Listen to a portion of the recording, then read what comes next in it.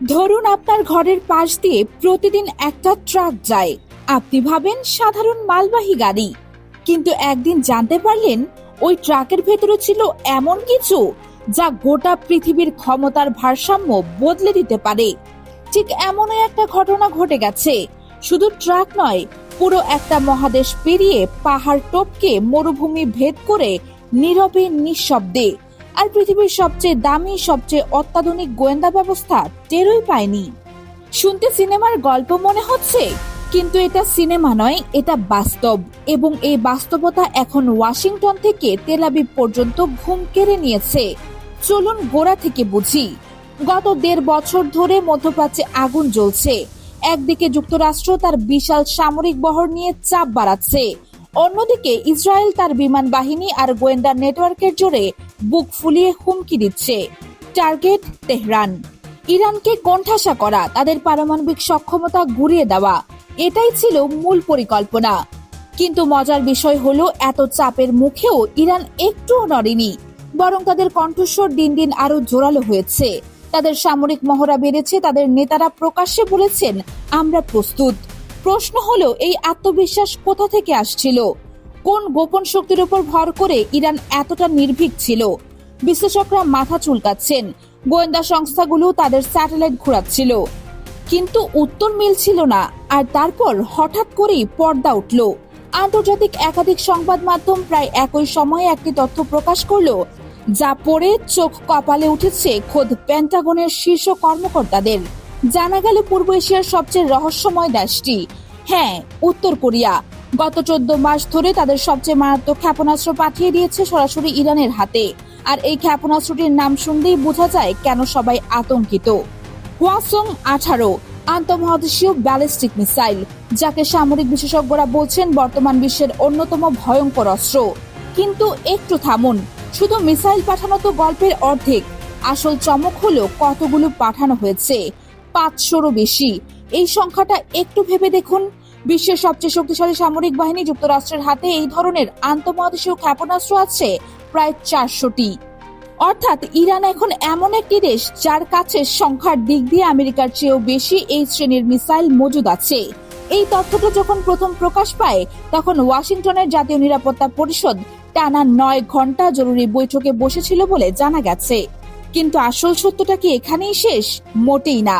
এবার আসুন জানি এই মিসাইলটা আসলে কি এবং কেন এটাকে এত ভয়ঙ্কর বলা হচ্ছে। হওয়াসং-18 সলিড ফুয়েলে চলে। এর মানে হলো তরল জ্বালানিতে চলা মিসাইলের মতো এটাকে উৎক্ষেপণের আগে ঘন্টার পর ঘন্টা জ্বালানি ভরতে হয় না। যে কোনো মুহূর্তে যে কোনো জায়গা থেকে মাত্র কয়েক মিনিটের নোটিসে এটি ছোড়া সম্ভব। এটা যুদ্ধক্ষেত্রে একটা বিশাল সুবিধা, কারণ শত্রুপক্ষ আগে থেকে বুঝতেই পারে না কখন কোথা থেকে আক্রমণ আসবে। এবার আরো একটি তথ্য যা সত্যি অবিশ্বাস্য। এই মিসাইল আকাশে ওড়ার মাত্র 1 সেকেন্ড আগে তাপীয় সংকেত ছাড়ে। সাধারণত ক্ষেপণাস্ত্র উৎক্ষেপণের সময় যে বিপুল তাপ তৈরি হয় সেটা স্যাটেলাইট ধরে ফেলে, কিন্তু এই মিসাইলের ক্ষেত্রে স্যাটেলাইটের চোখে পড়ার আগেই এটা আকাশে উড়ে যায়, ফলে প্রতিরক্ষা ব্যবস্থা সক্রিয় হওয়ার সময় পায় না। আর সবচেয়ে চাঞ্চল্যকর বিষয়, এই মিসাইল রাডার, জিপিএস বা স্যাটেলাইট কোনোটার উপরই নির্ভর করে না পথ চলতে। এটি পরিচালিত হয় মহাকাশের নক্ষত্রপুঞ্জের অবস্থান অনুসরণ করে। তারা দেখে পথ চলে এই মিসাইল। শুনতে প্রাচীন নাবিকদের কৌশলের মতো মনে হলেও আধুনিক প্রযুক্তিতে এটাকে বলা হয় সেলেস্টিয়াল নেভিগেশন। এর সবচেয়ে বড় সুবিধা হলো কোনো ইলেকট্রনিক জ্যামিং, সাইবার আক্রমণ বা সিগন্যাল ব্লকিং দিয়ে এই মিসাইলকে বিভ্রান্ত করা যায় না, কারণ তারার আলোতেও কেউ বন্ধ করতে পারে না। এবার প্রশ্ন আসে, এত বড় একটা অপারেশন, 500র বেশি মিসাইল স্থানান্তর 14টি মাস ধরে, সেটা কিভাবে কেউ টের পেল না? আর এখানেই গল্পটা আরো ঘন হয়। গোয়েন্দা বিশেষজ্ঞদের ধারণা, এই মিসাইলগুলোকে উত্তর কোরিয়া থেকে সরাসরি ইরানে আসেনি, বরং এগুলো চীনের ভূখণ্ড হয়ে মধ্য এশিয়ার দুর্গম পাহাড়ি রাস্তা ধরে একাধিক দেশের সীমান্ত অতিক্রম করে অত্যন্ত সুপরিকল্পিত রুটে ইরানে পৌঁছেছে। কল্পনা করুন, বিশ্বের সবচেয়ে শক্তিশালী গোয়েন্দা সংস্থাগুলোর চোখের নিচ দিয়ে, তাদের শত শত স্যাটেলাইটের নজরদারি ফাঁকি দিয়ে এই বিশাল কাফেলা নীরবে গন্তব্যে পৌঁছে গেছে।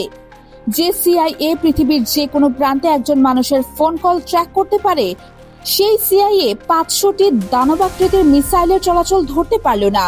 এটা কি শুধুই গোয়েন্দা ব্যর্থতা, নাকি এর পেছনে আরো গভীর কোনো ভূরাজনৈতিক খেলা চলছে?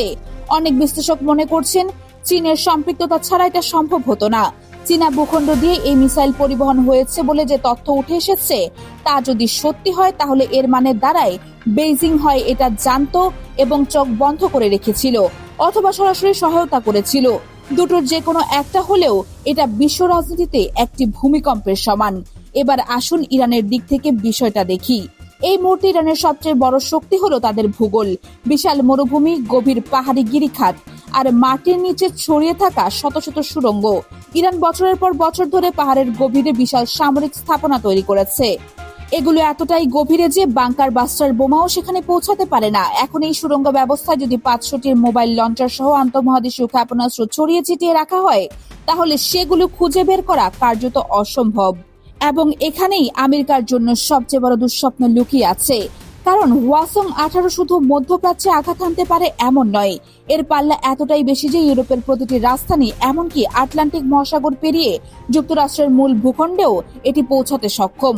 আর সবচেয়ে ভয়ের কথা হলো এই মিসাইল পারমাণবিক ওয়ারহেড বহন করতে পারে। এখন যুক্তরাষ্ট্র বা ইসরায়েল বলতে পারে আমাদের হাতে তো অ্যারো 3 আছে, থার্ড সিস্টেম আছে, এগুলো দিয়ে ঠেকাবো।